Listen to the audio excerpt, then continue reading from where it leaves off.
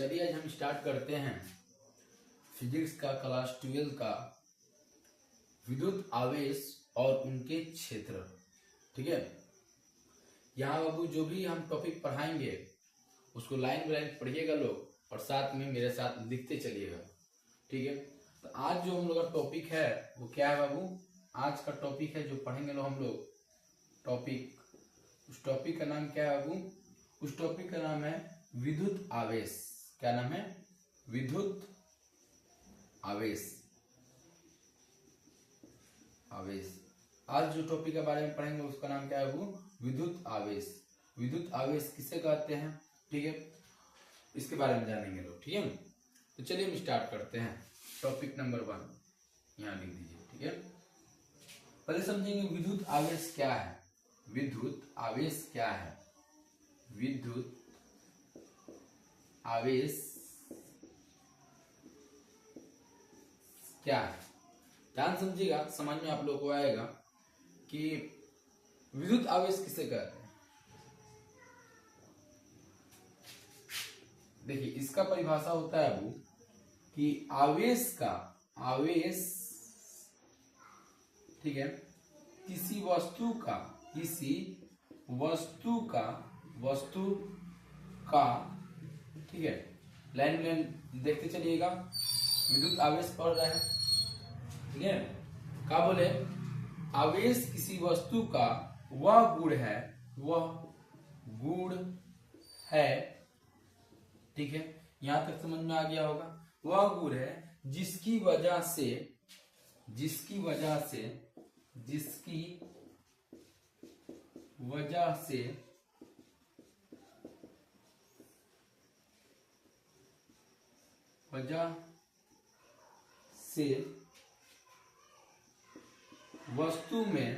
वस्तु में या स्वयं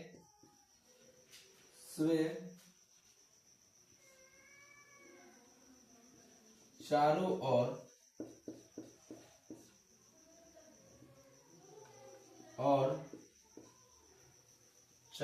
ओर विद्युत एवं चुंबकीय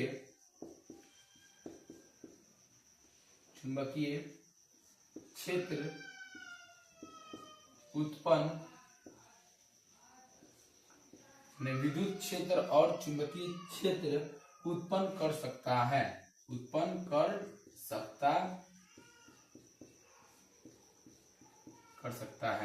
यहां तक आप लोगों को समझ में आ गया होगा। अभी हम क्या लिखवाए बाबू कि एक मिनट, इसको हम इधर कर देते हैं। हाँ, ध्यान दीजिएगा। अभी हम क्या लिखवाए कि किसी वस्तु का वह गुण जिसकी वजह से वस्तु स्वयं के चारों ओर, यानी अपना चारों ओर, ये हो गया, क्या करेगा कि विद्युत क्षेत्र और साथ में का चुंबकीय क्षेत्र, यानी दोनों उत्पन्न करेगा। यानी विद्युत क्षेत्र भी उत्पन्न करेगा और चुंबकीय क्षेत्र भी उत्पन्न करेगा। यानी वह पदार्थ, वह वस्तु जो विद्युत और चुंबकीय क्षेत्र दोनों उत्पन्न करता है उसको हम क्या बोलते हैं? विद्युत आवेश कहते हैं। ठीक है, पास में गए चारों ओर। ठीक है, अब चलिए हम इसके बाद देखते हैं आगे वाला टॉपिक क्या है कि दूसरा क्या बोलेंगे कि किसी भी वस्तु में, ठीक है, इलेक्ट्रॉन की अधिकता अथवा इलेक्ट्रॉन की कमी से, ठीक है, आवेश उत्पन्न होता है। यानी आवेश कब उत्पन्न होता है? आवेश उत्पन्न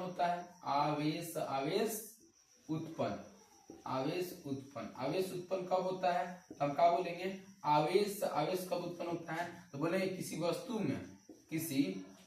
में, यहाँ पर लिख दीजिए, किसी वस्तु में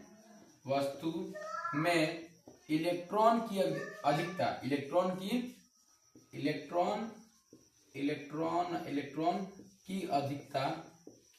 अधिकता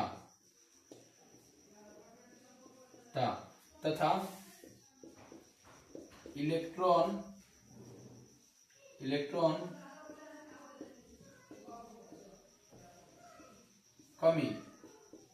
कमी से, ठीक है, क्या होता है बाबू? आवेश उत्पन्न होता है। तो आपको मालूम चल गया होगा कि आवेश कैसे उत्पन्न होता है। ठीक है, आवेश उत्पन्न होता है। देखिए, टॉपिक बाय टॉपिक बता रहे हैं, आप लोग ध्यान से देखिएगा।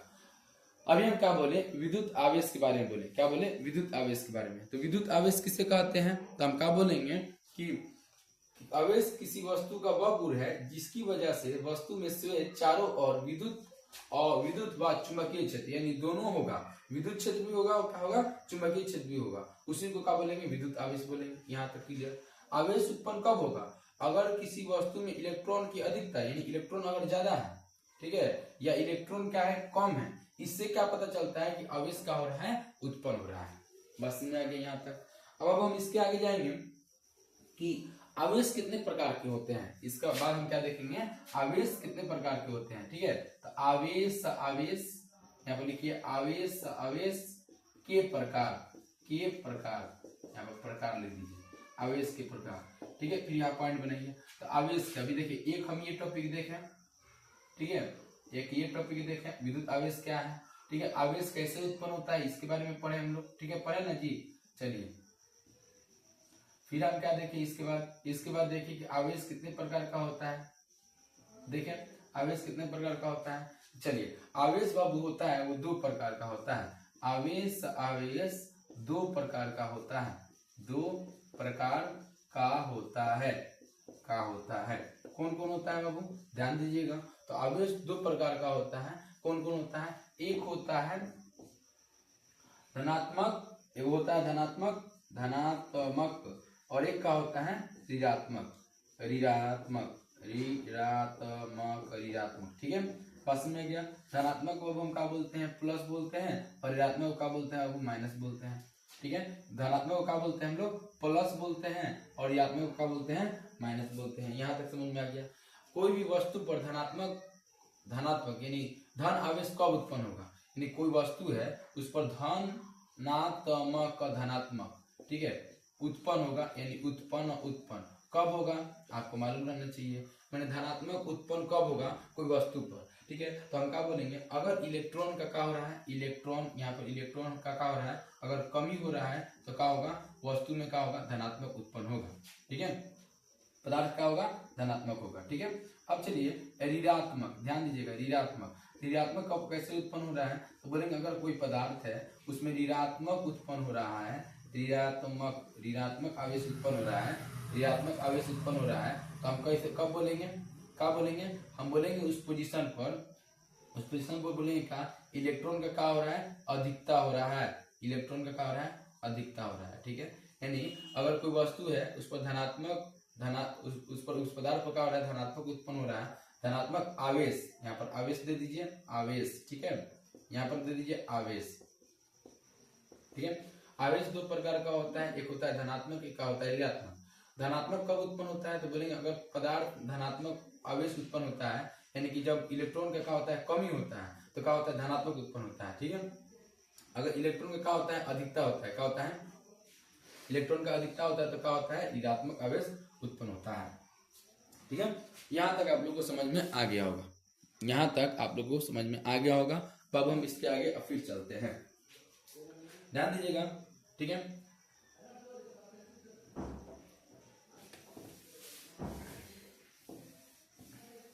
आज हम केवल आवेश के बारे में पढ़ रहे हैं, ध्यान से देखिए लोग। ठीक है, फिर देखिए अब कि आवेश कैसा राशि है, आवेश। ठीक है, आवेश कैसा राशि है, आवेश कौन सा राशि है, ये आपको मालूम रहना चाहिए।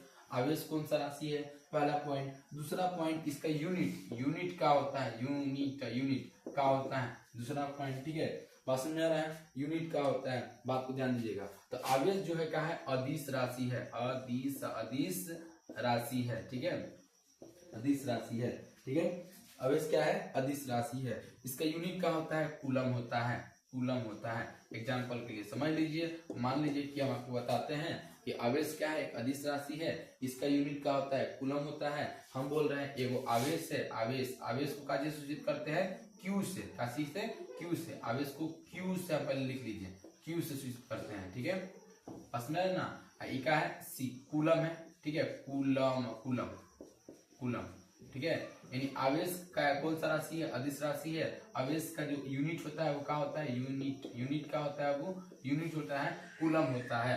ठीक है, अब बात यहाँ समझना है कि मान लीजिए यहाँ पर Q बराबर क्या है 10 कूलम, 10 कूलम, ठीक है 10 कूलम। देखिए यही क्या है बाबू कूलम, यानी क्या है आवेश के बारे में बताया जा रहा है कि जो आवेश है वो कितना है, वो 10 कूलम है, ठीक है। यहाँ तक भी आप लोगों को समझ में आ गया होगा। बाबू हम इसके आगे चलते हैं। यहाँ समझ में आ गया आवेश एक अदिश राशि है, इसका जो एसआई यूनिट होता है क्या होता है, यूनिट का होता है कूलम होता है। आवेश को जो भी आवेश होता है उसको क्यू बताते हैं, क्यू आवेश क्यू से सूचित करते हैं। क्यू बराबर 10 कूलम, यानी क्या है ये बता रहा है कि कितना आवेश कितना है 10 कूलम है, ठीक है। चलिए हम इसके आगे चलते हैं। इसके आगे क्या है बाबू कि हम जानते हैं कि नाभि के अंदर ये नाभि हो गया, ठीक है। एक मिनट क्या देते हैं, ये क्या हो गया नाभि हो गया, ठीक है। चलिए और नाभि के अंदर बाबू क्या होता है, बात को ध्यान समझिएगा। नाभि के अंदर क्या होता है तो देखिए न्यूट्रॉन होता है और क्या होता है, न्यूट्रॉन होता है और क्या होता है प्रोटॉन होता है। और इलेक्ट्रॉन क्या होता है कक्षा पर क्या करता है चक्कर लगाता है। बात को ध्यान समझिएगा, समझ में बिल्कुल आएगा। लाइन बाय लाइन लिखते चलिए, ठीक है, लाइन बाय लाइन मेरे साथ लिखते चलिए। देखिए जो नाभि होता है इसको हम क्या बोलते हैं, नाभि बोलते हैं। क्या बोलते हैं, नाभि, ठीक है, नाभि। अब देखिए अब यहाँ भी क्या होता है कक्षा होता है, क्या होता है कक्षा। अब समझिए ये नाभि के अंदर न्यूट्रॉन और प्रोटॉन होता है। नाभि के अंदर क्या होता है न्यूट्रॉन और होता है प्रोटॉन होता है। और कक्षा पर क्या इलेक्ट्रॉन चक्कर लगाता है ना जी, क्या लगाता है इलेक्ट्रॉन चक्कर लगाता है। बात को समझिएगा इलेक्ट्रॉन। अब यहाँ तक आप लोगों को समझ में आ गया तो हम इसके आगे चलते हैं। इसके आगे जो टॉपिक है वो ध्यान दीजिएगा कि न्यूट्रॉन क्या है, प्रोटॉन क्या है, न्यूट्रॉन पर कितना आवेश होता है, प्रोटॉन पर कितना आवेश होता है, इसके बारे में वो हम लोग क्या करेंगे जानेंगे, ठीक है। तो लाइन बाय लाइन देखते चलिएगा और मेरे साथ लिखते चलिएगा, ठीक है। देखिए न्यूट्रॉन क्या बोले न्यूट्रॉन, ठीक है, न्यूट्रॉन, ठीक है। फिर यहाँ क्या लिखेंगे बाबू प्रोटॉन, सुनिए न्यूट्रॉन प्रोटॉन, यहाँ पर क्या लिखेंगे इलेक्ट्रॉन, ठीक है। आप लोगों को तीनों टॉपिक से समझ में आ जाएगा न्यूट्रॉन प्रोटॉन और इलेक्ट्रॉन, ठीक है। न्यूट्रॉन को हम एन बोलते हैं, इसको हम इंग्लिश में क्या लिखते हैं, हम बाबू इंग्लिश में लिखते हैं इसको NEUTRO न्यूट्रॉन। अब प्रोटॉन को PROTEN प्रोटॉन, और इसको क्या लिखते हैं इलेक्ट्रॉन, इलेक्ट्रॉन लिखते हैं, ठीक है। यहाँ तक आप लोगों को समझ में आया होगा। चलिए अब ध्यान दीजिए न्यूट्रॉन इसको हम बोलते हैं, इसको क्या बोलते हैं प्रोटॉन बोलते हैं, इसको क्या बोलते हैं हम इलेक्ट्रॉन बोलते हैं, ठीक है। और स्टेप बाय स्टेप आपको क्या कीजिएगा इसको आप लोग देखिएगा, ठीक है, और आप लोग का होगा समझ में भी आएगा।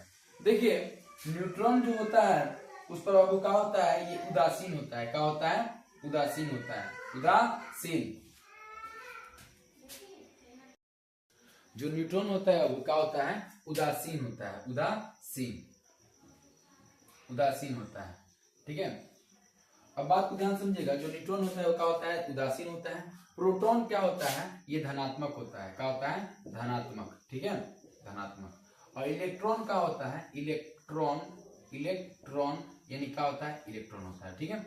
यानी हम बोलेंगे न्यूट्रॉन जो होता है क्या होता है उदासीन होता है, प्रोटॉन का होता है धनात्मक होता है, इलेक्ट्रॉन का होता है इलेक्ट्रॉन होता है, ठीक है। बस समझ आ गया। अब बात को समझिएगा, इलेक्ट्रॉन जो इलेक्ट्रॉन होता है और यहाँ पर बाबू थोड़ा छूट रहा है, ये क्या होता है ऋणात्मक होता है, ठीक है, ऋणात्मक, ठीक है। इलेक्ट्रॉन तो इलेक्ट्रॉन होता है वैल्यू इस पर काची का चार्ज होता है ऋणात्मक का होता है, ठीक है। अब बात को ध्यान समझिएगा, अब हम क्या बोले न्यूट्रॉन को हम उदासीन बोलते हैं, प्रोटॉन को धनात्मक बोलते हैं, इलेक्ट्रॉन को क्या होता है ये क्या होता है ऋणात्मक होता है, ठीक है, ऋणात्मक कहते हैं। अब समझिएगा इसको, इसका जो द्रव्यमान होता है mn, m यानी का द्रव्यमान और n इसका द्रव्यमान होता है वो कितना होता है, mp इसका द्रव्यमान कितना होता है और me इसका द्रव्यमान कितना होता है। यानी जो जो न्यूट्रॉन होता है उसका द्रव्यमान कितना होता है, प्रोटॉन होता है उसका द्रव्यमान कितना होता है, और इलेक्ट्रॉन होता है उसका द्रव्यमान कितना होता है, इसको जानना है। तो बात को ध्यान समझिएगा, जो न्यूट्रॉन होता है उसका द्रव्यमान क्या होता है वो 1.6, ठीक है, 7 गुने 1.67 गुने और होता है 10 की पावर माइनस 27, ठीक है, केजी। बात को समझिएगा इतना होता है, ठीक है। फिर समझिए जो प्रोटॉन होता है उसका द्रव्यमान कितना होता है 1.6 गुने 10 के पावर माइनस 27 का होता है केजी। ठीक है, ये होता है। बात समझ में आ गया? यानी न्यूट्रॉन और प्रोटॉन का द्रव्यमान क्या होता है? सेम होता है, यानी क्या होता है? बराबर होता है। बात समझ में आ गया? अब बात को समझिएगा तीसरा कि जो इलेक्ट्रॉन होता है उसका द्रव्यमान क्या होता है बाबू?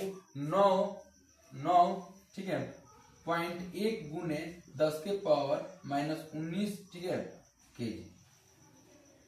यहाँ पर 31 होगा, 1 मिनट रुकिए, 1 मिनट, यहाँ पर 31। ठीक है, यहाँ तक आप लोगों को समझ में आ गया होगा, यहाँ तक समझ में आ गया होगा। ठीक है, तो अब हम इसी के साथ क्या करते हैं? आगे बढ़ते हैं। ठीक है, इसी के साथ क्या कर रहे हैं? हम आगे बढ़ रहे हैं। ठीक है, तो इतना अब हम क्या बताएं? न्यूट्रॉन क्या होता है? उदासीन होता है। प्रोटॉन का होता है? धनात्मक होता है। इलेक्ट्रॉन का होता है? ऋणात्मक होता है। ऋणात्मक यानी का माइनस, धनात्मक यानी का प्लस। ठीक है, उदासीन यानी का कोई आवेश नहीं है। ठीक है, अब देखिए, ठीक है, अब मान लीजिए यहाँ हम एक एग्जाम्पल लेते हैं। एग्जाम्पल क्या है? मान लीजिए एक यहाँ पर क्या है? 10-20 प्रोटॉन है। ठीक है, और कितना है? 20 इलेक्ट्रॉन है। तो 20 प्रोटॉन है और 20 इलेक्ट्रॉन है, तो हम बोलेंगे कि इस पर आवेश कितना है? तो बोलिएगा आवेश कितना हो जाएगा? बताइए, 20 प्रोटॉन, तो प्रोटॉन कितना होता है? प्लस।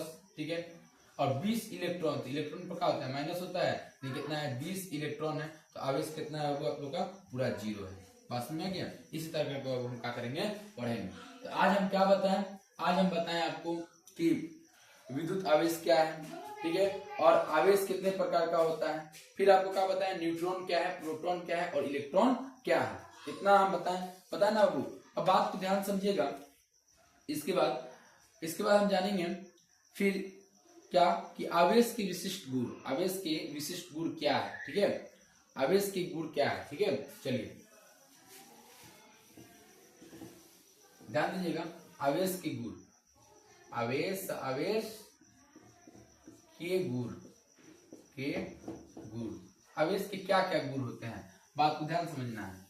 ठीक है, देखिए, जो किसी भी विलगित, पहला गुण, किसी भी विलगित निकाय पर कुल आवेश सदैव संरक्षित होता है। पहला पॉइंट, यानी आवेश का पहला गुण क्या होता है? किसी विलगित निकाय में, विलगित निकाय में किसी विलगित निकाय पर कुल आवेश क्या होता है? वो संरक्षित होता है। कुल आवेश संरक्षित होता है। ठीक है, संरक्षित होता है। ठीक है, होता है। बात समझ में आ गया? माने किसी विलगित निकाय में कुल आवेश क्या होता है? संरक्षित होता है। मान लीजिए इस तरह हम आपको बता देते हैं यहाँ पर। ठीक है, ये हो गया ऐसे, ये हो गया ऐसे। ठीक है, इसमें क्या है बाबू? 10 गो प्रोटॉन है, 10 गो क्या है? प्रोटॉन है, और 10 गो क्या है? इलेक्ट्रॉन है।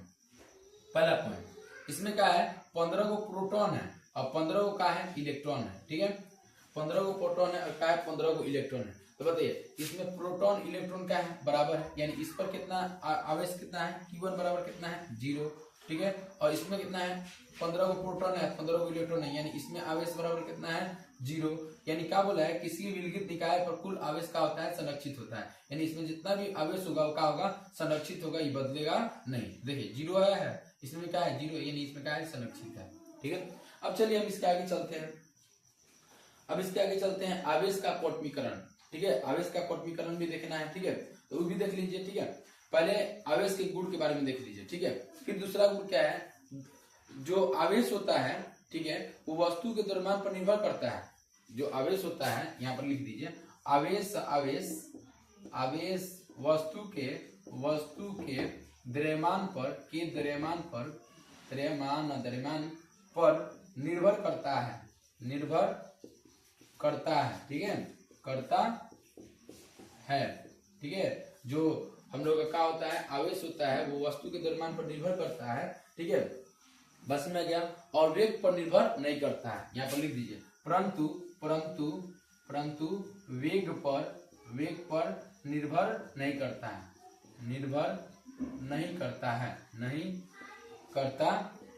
है। यहाँ तक आप लोग समझ में आ गया होगा। यानी जो आवेश है वो वस्तु के द्रव्यमान पर निर्भर करेगा और उसका वेग पर निर्भर नहीं करेगा। ठीक है, बात समझ में आ गया? अब बात को समझिएगा।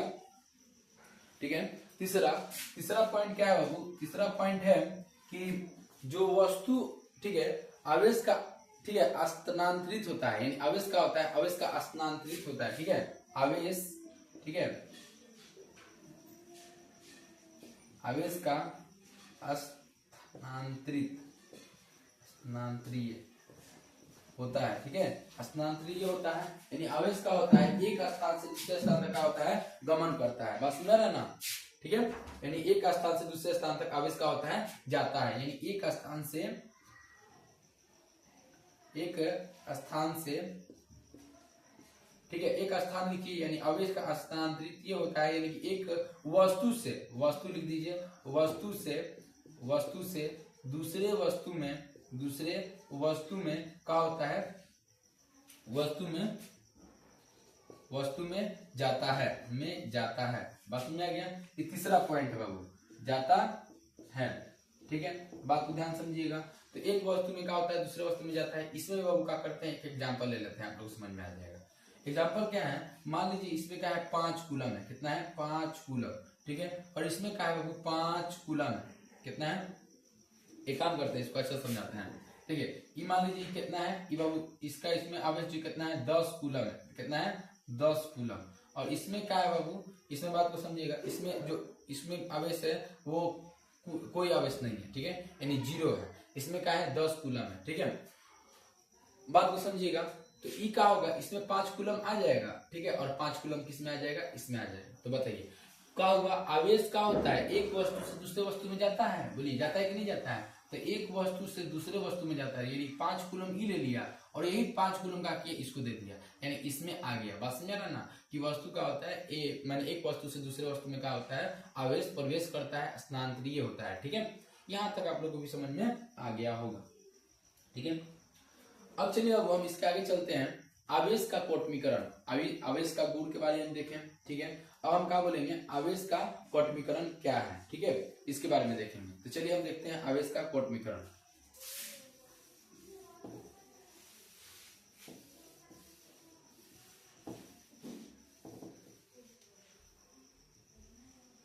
आवेश का ठीक है,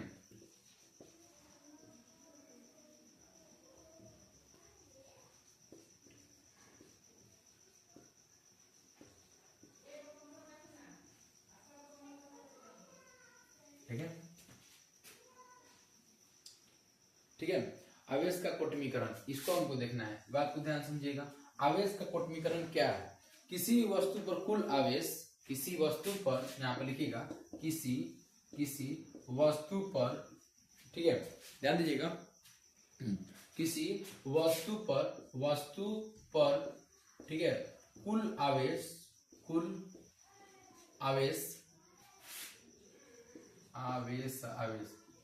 ठीक है, किसी वस्तु पर कुल आवेश का पूर्ण, ठीक है, पूर्ण सदैव इलेक्ट्रॉन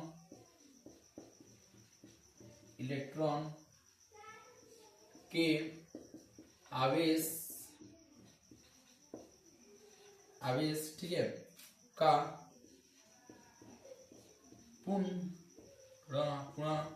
गुणांक होता है, क्या होता है, गुणांक होता है, ठीक है, यहाँ पर लिख दीजिए गुणांक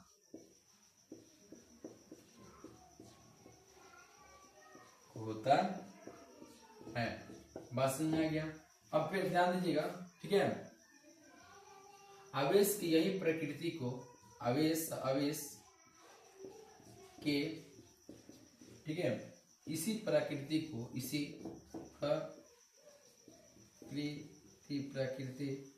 को ही आवेश का कोटमीकरण कहते हैं। आवेश